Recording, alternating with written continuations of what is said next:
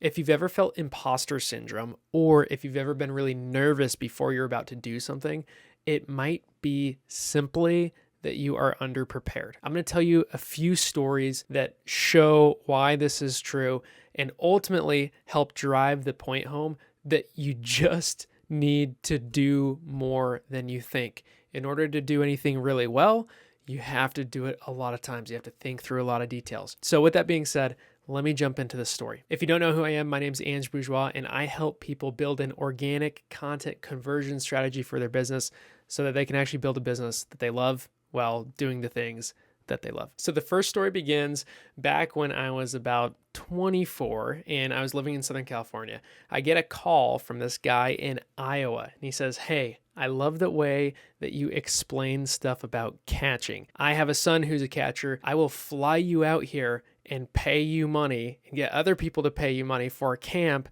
so that you can come out and you can teach my kid how to catch. Does that sound good?" I said, "Yeah, that sounds great." I ended up making $1,000 or $1,500 from this trip. And I was like, wow, that's a lot of money. That the most amount that I had made in one chunk up until that point for my entire life. And when I went out there, I had a pretty good plan of what I was trying to do. And I even had a journal of what I wanted them to learn as I was going to teach them all about the fundamentals of catching. But then when I got there, this guy who was a really successful financial planner opens up my notebook. He prints it out. I think that this should change and this should change. What do you think? And I was like, yeah, that makes a lot of sense. I think that we should change it. And so we do it again. And we went through this cycle probably about 5 times. He printed off like 60 sheets of paper for me so that I could get this journal right. And I remember him telling me, he said, "Don't you feel so much more confident now that you're prepared?" And I thought to myself, I thought that I was prepared. But when I looked at the amount of work that it took in order to actually be prepared and be fully confident, I wasn't even really close. And so I share this story because oftentimes, especially if we're doing something new, it takes a lot more preparation than you think it will take in order to make something good. And in fact, I was talking to my wife earlier tonight, and we were talking about how in order to make something great, it takes a lot of time. And what that means is you have to choose really strategically on what you want to do great, because it's going to take a lot of time, a lot of effort, a lot of attention to detail to actually go do that thing. But one of the great things that story really highlights, in my opinion, is that sometimes you need a mentor. If I had not had him to guide me and show me truly the gap of what I thought was prepared versus what was truly prepared, I would have always stayed here.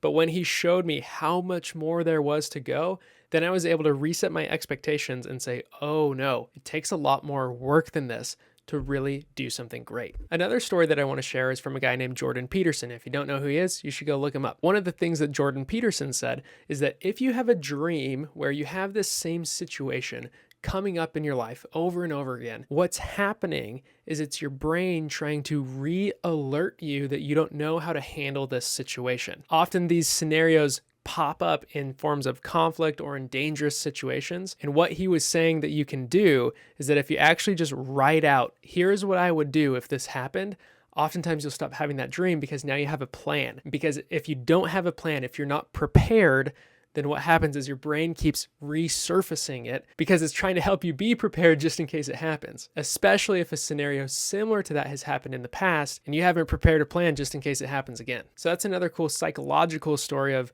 why sometimes we just need to prepare more. Another story that I want to share is from when I was coached individually by Marcus Sheridan. In my opinion, this guy's one of the best communicators in the world, and I got to personally learn from him about every other week for 2 years, and that was super transformational in my communication. One of the things that he told me was that he never has felt imposter syndrome.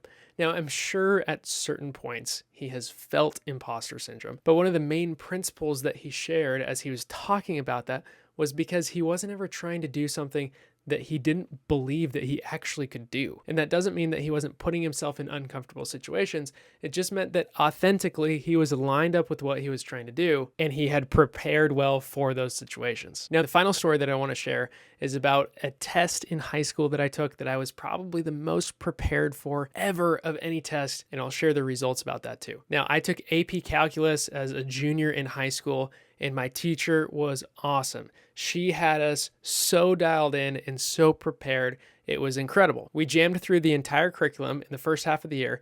In the second half of the year, we took a practice AP test every single Friday. And so by the time that we actually got to the AP calculus test, I had taken it like 20 something times. And then when we walked into the test, she reminded us of all the work that we had done and got our mind right. And we went in, and I'm pretty sure like 97% of the class passed or something like that.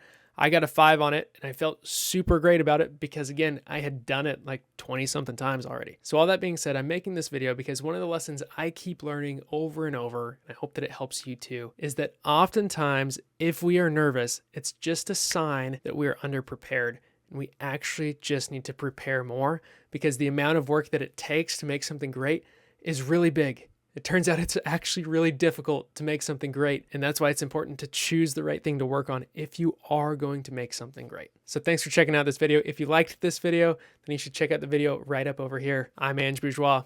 Let's win together.